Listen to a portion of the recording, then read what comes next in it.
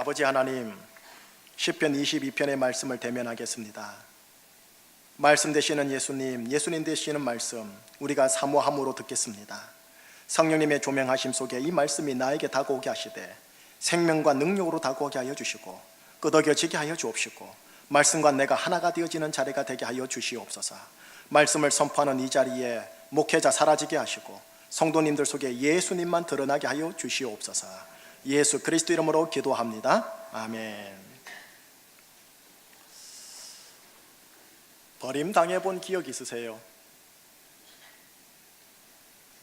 목사인 저에게도 어렸을 적 저의 육신의 아버지께로부터 살짝 버림받은 적이 있습니다. 물론 저의 잘못으로 인하여 아버지가 너무나 화가 났기에 아주 충동적인 행동을 하셨습니다. 이후 아버지께서는 곧이어 돌이켜서 저를 다시 찾으셨죠. 하지만 그 버림받은 기억이 40대 중반을 넘어가는 저에게 잔상으로 아주 선명하게 남아 있습니다. 그런데 목사인 지금 제 안에 그 옛날 아버지의 그것이 대물림의 흔적으로 살짝 남아 있습니다. 내 자녀를 향해 세 딸이 있는데요, 극도의 자제를 하고 외면으로 분출되지 않도록 통제하고 있지만 부모가 된 지난 17년의 세월 속에서요, 이걸 100% 성공하지 못했었습니다. 기독교 교육학과 심리학에서는 이렇게 말을 합니다. 아이들은 부모를 통해 하나님을 이해한다. 부모를 통해 하나님의 속성인 사랑과 희생과 믿어줌과 의지함이라는 아름다운 가치를 경험하고 배우고 인격화하여 내재화한다. 그런데 부모를 통해 버림당하는 사건을 경험하면 아이의 내 구조부터 기이하게 형성되어 사랑, 희생, 믿음, 상호의지란 인간으로서의 가장 고귀한 가치를 형성할 가능성이 그만큼 줄어든다. 버림당함. 부모가 죽게 되면 아이는 버림당함으로 이해합니다. 부모가 이혼하면 버림당함으로 이해합니다. 부모가 편애하면 버림당함으로 이해합니다. 부모님으로부터 심한 욕설과 저주스러운 표현을 들으면 버림당함으로 이해합니다. 장성하여 내 친구에게, 연인에게 충성했던 선배와 조직에게 버림당합니다. 그리고 본인도 그들을 버리기도 합니다.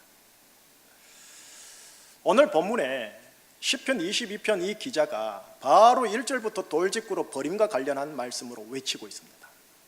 1절 한번 읽어보도록 할게요. 시작. 내 하나님이여, 내 하나님이여, 어찌 나를 버리셨나이까? 어찌 나를 멀리하여 돕지 아니하시오며 내 신음소리를 듣지 아니하시나이까? 시편 기자라면 목사인 저보다도 훨씬 더 하나님을 향한 신앙심이 깊고 돈독할 분일 텐데 이분이 지금 무슨 사연이 있길래 이토록 1절부터 돌직구로 절규할까요? 어찌하여 하나님 도대체 나를 버리셨나이까? 시편 기자라면 모세오경에 기록된 하나님의 말씀을 너무나 잘 알고 있었을 겁니다. 모세오경 중에 마지막이 신명기지요. 신명기 31장 6절이 참 유명한 구절입니다. 자막을 보시면 31장 6절이 보일 거예요. 우리 한번 같이 읽어봐요. 너희는 강하고 담대하라. 두려워하지 말라. 그들 앞에서 떨지 말라. 이는 내 하나님 여호와 그가 너와 함께 가시며 결코 너를 떠나지 아니하시며 버리지 아니하실 것임이라 하더라.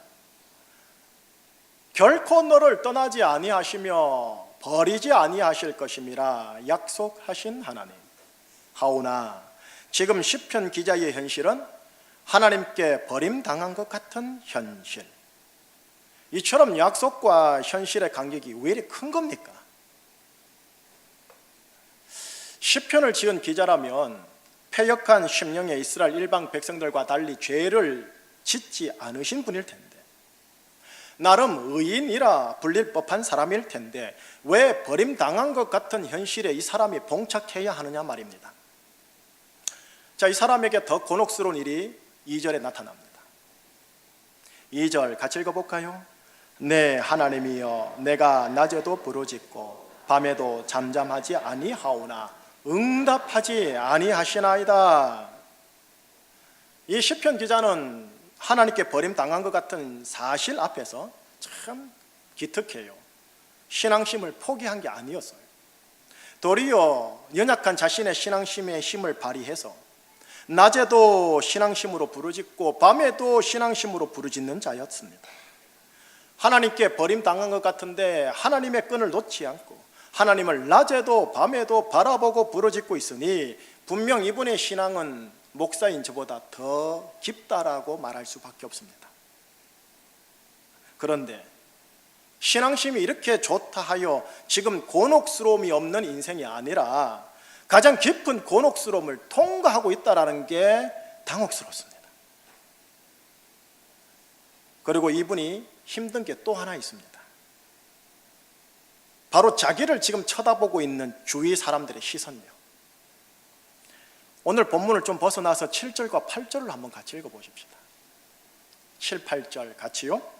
나를 보는 자는 다 나를 비웃으며 입술을 비죽거리고 머리를 흔들며 말하되 그가 여호와께 의탁하니 구원하실걸, 그가 기뻐하시니 건지실걸 하나이다. 사람 살이에서 이게 참으로 힘든 부분 중에 하나입니다. 주위 가족과 형제들이 수군거리는 거예요. 교회 성도들과 순원들과 여전도의 봉사부서 이웃 친구들이 나를 향해 수군거리는 거예요. 나의 신앙생활과 가정생활과 지금 형편에 대하여 마치 조롱하는 듯한 수군거림이에요.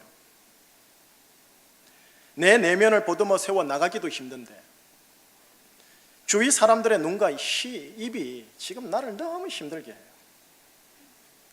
설령 이들이 나를 향해 보지도 않고 말하지도 않는데 내 스스로 생각하길 지금 나를 향해 수군거리고 있어 라고 잘못된 생각에 사로잡혀 내 스스로를 힘들게 할 만큼 그렇게 연약한 상황입니다. 여러분, 이처럼 버림당함, 이것은 사람을 참으로 힘들게 합니다.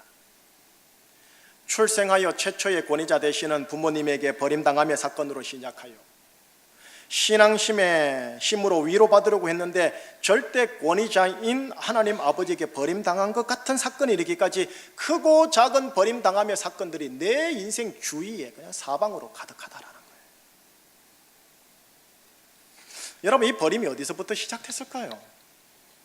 창세기 3장에서부터 시작되어져요. 아담과 하와가 그들이 지은 죄로 인하여 에덴 동산에서 쫓겨나죠. 비록 이들의 죄로 인하여 자업자득으로 쫓겨난 것이지만 이 두 사람의 심령 속에 새겨진 심리적 잔상이 뭐냐? 내가 신에게 버림받았다라는 겁니다.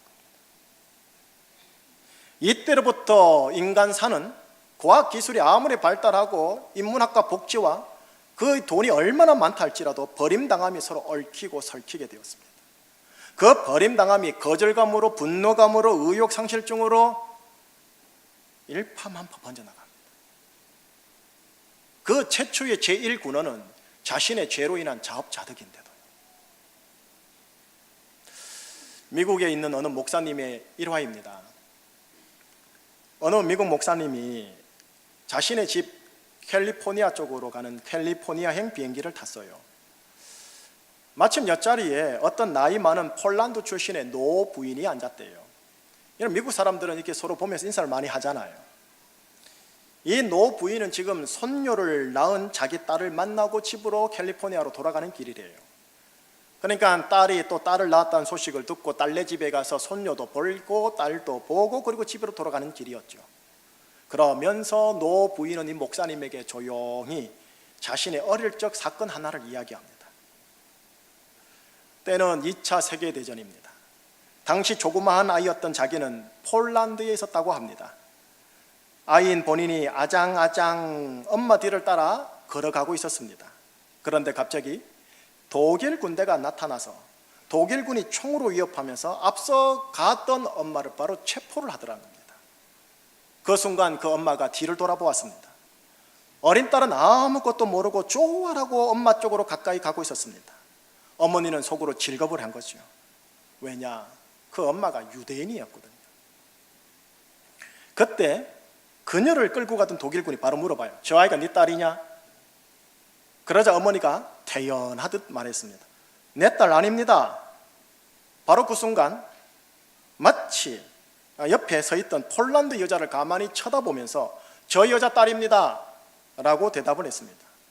그 순간 마치 의논이라고 한 것처럼 폴란드 여자가 이 어린아이를 안고 내 딸 하며 톡탁였습니다. 어머니는 고개를 획 돌리고 아이 쪽은 쳐다보지도 않고 속절없이 그냥 끌려갔습니다.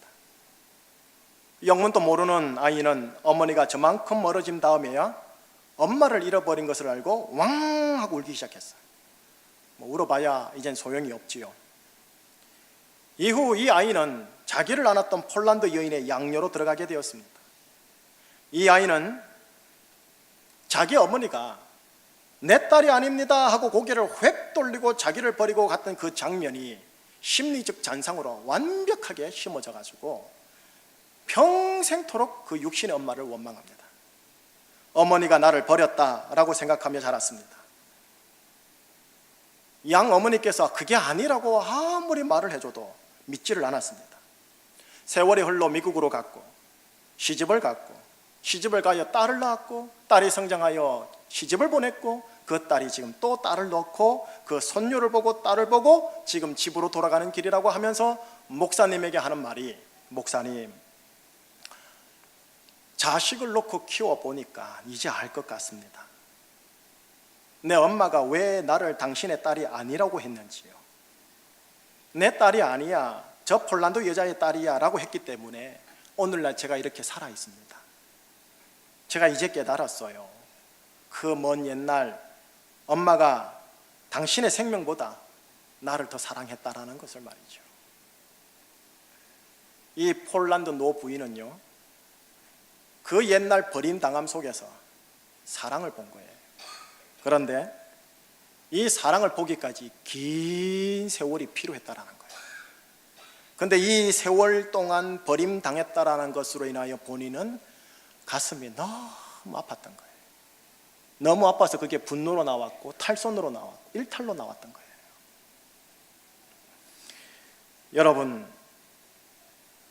여러분들에게 하나님이 허락하신 가족들과 교회 성도들을 최대한 버리지 마세요.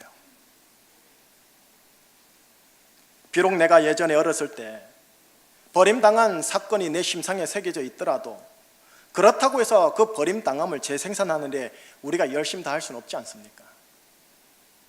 방금 말했던 여인처럼 사랑으로 인하여 어쩔 수 없이 버리게 되는 상황이든 아니면 정말 내 안에 못된 것으로 인하여 버림을 일부러 주려고 하는 악의를 선택하는 버림당함이든 그 버림당함은 긴 세월 동안 그 사람과 그 가족 공동체를 전체를 아프게 합니다.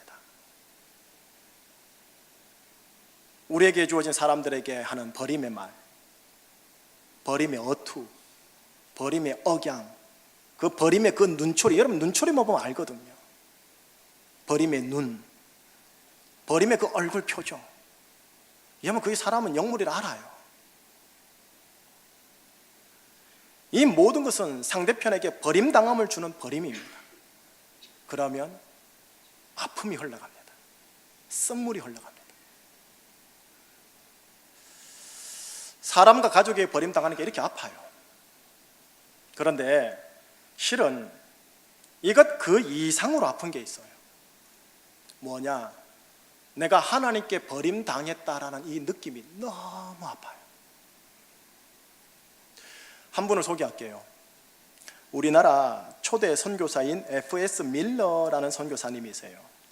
우리나라 이름으로는 민노아 선교사님이신데요, 동영상으로 2분 29초짜리 이분의 한 일화를 한번 보여드릴게요. 보고 한번 다시 하나님의 말씀 들어보십시다.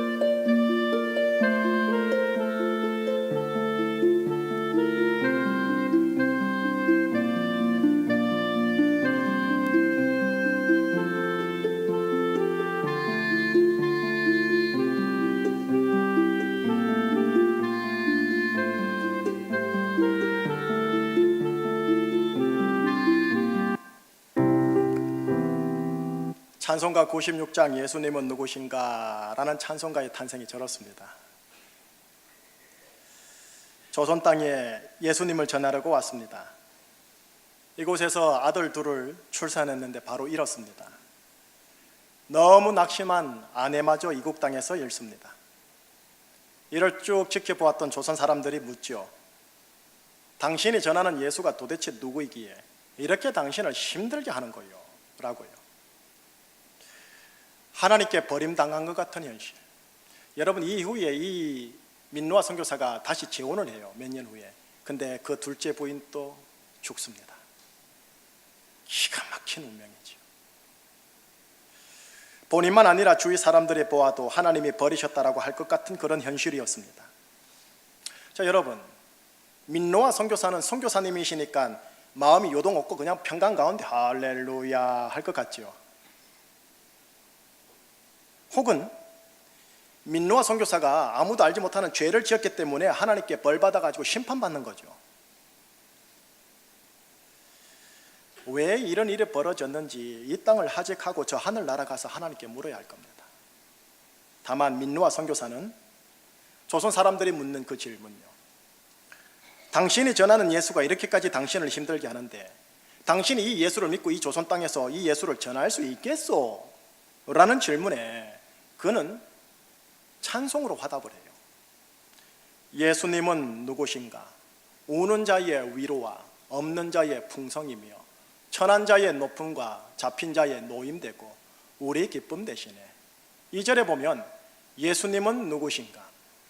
약한 자의 강함과 눈먼 자의 배치시며 병든 자의 고침과 죽은 자의 부활되고 오래 생명 되시네.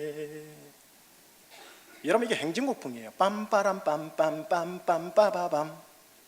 여기에다가 자신의 인생에 담겨있는 예수님을 기록했으니 여러분 정말 신바람 나고 신명나게 찬양 불렀을까요? 아니면 눈물을 콱 흘리면서 억지로 믿음으로 찬양을 하셨을까요? 오늘 본문 3절과 연결시켜야 돼요. 오늘 3절을 한번 같이 읽어보십시다. 시작. 이스라엘의 찬송 중에 계시는 주여, 주는 거룩하시니. 오늘 제가 3절까지만 읽었거든요. 본문을 선택을. 1절과 2절은 자신의 상황에 대해서 시편 기자가 하나님께 항변하는 내용이에요. 그런데 3절에서 갑자기 엉뚱한 말을 합니다. 여러분, 논리적으로 기승전결의 논리 서술 형식을 취하지 않고 있어요. 너무 뜬금없는 3절을 얘기를 하고 있는데 그 내용이 뭡니까? 거룩하신 하나님은 이스라엘의 찬송 중에 거하십니다 라는 고백입니다. 저와 여러분이 지금 시편 22편을 완성본을 보고 있기 때문에 우리 눈으로 순서대로 순식간에 읽어 내려가요. 그러나 시편 기자는 이 시편을 완성할 때 자리에 앉아서 타이핑 치듯이 막 글을 적듯이 몇 분 내로 완성한 작품이 아닙니다.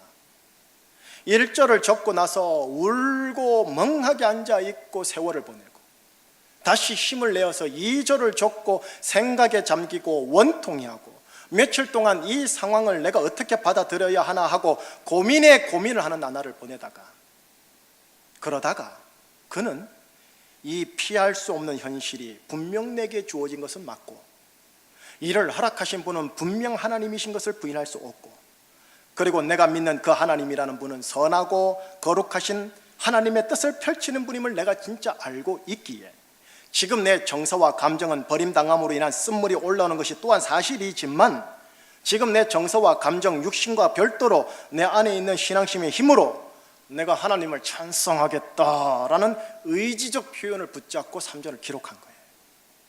이게 한 달이 걸렸을지 이게 일주일이 걸렸을지 이게 1년이 걸렸을지 몰라요. 여러분, 왜 찬송하려고 했을까요? 왜냐하면 하나님은 찬송 중에 함께하는 하나님이시기 때문에 내가 그렇게 하겠다라는 겁니다.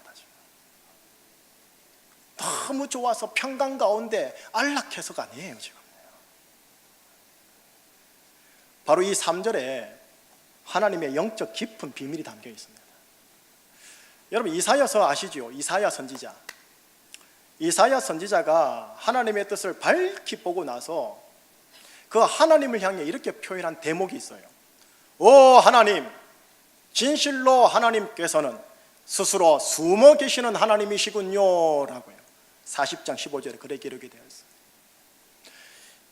이사야는 하나님의 음성과 하나님의 뜻을 밝히 보여주는 선지자입니다. 여러분 그런 선지자조차도 뭘 하느냐? 오 하나님, 당신은 정말로 스스로 숨어 계시는 분이군요 라고 느낄 정도로 하나님의 역사가 대단히 비밀스럽다라는 거예요. 그런데 오늘 시편 기자는 이사야처럼 선지자가 아닙니다. 더욱이나 이 시편 기자의 상황은 마치 하나님께서 계시다면 이럴 수 있나 하는 그런 상황입니다.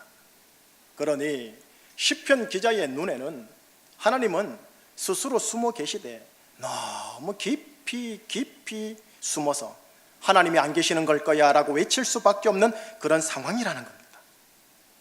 그런 상황 속에 있는 시편 기자의 3절을 통해 지금 하나님께서 우리에게 뭐라고 나한테 이 얘기를 하시느냐 하면, 네가 믿는 네 하나님 여호와는 너희들의 찬송 중에 함께하는 하나님이다 라고 얘기를 하는 겁니다. 여러분 한번 다소 편안하게 듣는 질문 하나 해볼게요. 여러분 시편은 하나님의 말씀입니까? 인간의 고백입니까? 헷갈리시죠? 인간의 고백을 통해 인간의 고백에 담긴 하나님의 말씀입니다. 이게 신비예요. 이 3절은 시편 기자의 인간 고백이기도 하지만 이 고백을 통해 깊이 숨어 계시는 하나님께서는 오늘날 나에게 나 여호와는 너희의 찬송 중에 함께하는 신이란다. 스스로 숨어 있지만 네가 찬송할 때 내가 그 찬송 중에 함께하는 신이란다 라는 것을 보여주세요. 결론 지을게요. 민노아 선교사는 스스로 깊이 숨어 계시는 그 하나님의 복음을 전하려고 조선 땅에 왔습니다. 그런데 하나님에게 버림당한 것 같은 현실을 연속적으로 만납니다. 더 깊이 숨어 계시어 정말 하나님이 계시는 걸까라는 의구심이 일어날 정도의 참혹한 현실입니다. 자, 민노아 선교사가 인간입니다. 아팠습니다. 너무 아팠습니다. 너무 아팠지만 그 아픔을 찬송으로 조선인들에게 화답합니다. 예수님은 이런 분입니다 라는 찬송을 내 입술과 마음에 담아 조선 사람들에게 심어줍니다. 그리고 오늘날 대한민국의 수많은 기독교인들이 이 94장 찬송가를 자신의 18번으로 붙잡고 많은 사람들이 흥얼흥얼 신바람나게 부르면서 하루를 살아가고 있습니다. 왜 이 찬송을 주셨을까요? 민노아 선교사를 힘들게 하는 이 하나님, 그럼에도 불구하고 민노아 선교사가 전하는 이 하나님은 바로 찬송 중에 함께 하시는 분이라는 것을 우리에게 알려주려고 해요. 여러분, 평상시 내 입술에서 하나님을 향한 찬송을 얼마나 불러봅니까? 평상시에, 오늘 교회 말고요. 다르게 표현하면 내 입술을 통해 하나님의 함께 하심을 얼마나 초청하십니까? 찬양을 함으로써. 혹시 여러분들 대부분이 교회에서 예배 시간에 부르는 정도로만 찬송하는 거 아닙니까? 주의자님, 찬송이 혹시 업인 거 아니십니까? 물론 업이긴 하겠지요. 여러분, 찬송은 육신적으로 정서적으로 나를 소생시킵니다. 그리고 영적으로는 하나님의 함께 하심을 불러옵니다. 자, 그렇다면 이 찬송이 정말 어디에서 불려져야 할까요? 바로 직장에서요, 가정에서요, 하나님께 버림당한 것 같은 현실에 봉착하는 그 자리에서요. 하나님이 그 자리를 주신 이유는 네가 하나님을 향한 찬송을 그 자리에서 올림으로 네 육신과 정서가 살고 동시에 그 자리에 하나님의 함께 하심을 가지고 가거라라는 신호인 겁니다. 그러니 여러분, 집에서 찬송을 회복하십시오. 직장에서 찬송을 회복하십시오. 어찌하여 나를 버리셨나이까라는 이 상황에서 찬송을 회복하셔야 합니다. 평상시 흥얼흥얼 하는 것도 필요하지만 정말 힘들 때 시간을 몇 분이라도 내어 내 마음을 담아 눈물 나지만 또는 화가 나지만 또는 낙담이 일어나 다 때려치우고 싶지만 그 자리에서 하나님께 이를 갈고 찬송을 올려드리는 겁니다. 목소리가 안 나올 상황이라도 목소리를 내어 하나님을 찬송하면 찬송의 기능을 따라 내 육신과 정서가 살고 영을 따라 하나님의 함께 하심이 거기에 함께 하게 됩니다. 그러면 그 순간은 돌파하게 됩니다. 오늘 축도받고 집에 가셔서 가족들에게 야야야 찬송해, 목사님이 그러는데 찬송이 힘이래 라고 하지 말고요, 여러분이 하라는 겁니다. 여보, 나 직장 나가니까 당신이 집에서 찬송해줘 라고 하지 말고 여러분이 직장 화장실에 들어가서 옥상과 창고에 들어가서 여러분의 골방을 만들어 거기에서 여러분이 하라는 거예요. 오늘 주일 예배 시간에는요, 힘을 받으십시오. 집에서 찬송할 수 있는 마중물 같은 힘을 받으십시오. 마중물이 있어야 내 바짝 마른 심령의 펌프에 내 그 마중물을 넣어서 내 속에 있는 찬양의 물을 다시 끄집어낼 수 있으니까요. 주일 예배 시간에 말씀과 찬송으로 내 육신과 정서가 회복되어야 합니다. 인생에 나갈 방향과 인생에 선택할 방향을 말씀을 통해 받으셔야 합니다. 그리고 찬송과 말씀 중에 함께 하시는 하나님을 믿음으로 경험하고 축도받고 나가셔야 합니다. 왜냐? 그래야 가정과 직장에서 버림당한 같은 현실 속에서 내가 성경의 말씀을 펼치고 눈물 흘리면서도 예수님은 누구신가 라고 찬양을 할 수 있기 때문입니다. 그래야 그 상황을 통과하게 되어져요. 안 그러면 광야에서 죽어요. 돈, 여행, 운동, 술, 육신적으로 도움된다는 걸 인정할게요. 그러나 여기에 나의 말씀과 나의 찬송이 있어야 내가 왜 살아야 하는지를 알게 됩니다. 내가 왜 버텨내야 하는지를 알게 됩니다. 내가 왜 가족들과 식소들을 챙겨내야 되는지를 알게 되어진다고요. 이 찬송으로 광야 여정 잘 가시기를 예수님 이름으로 축복합니다.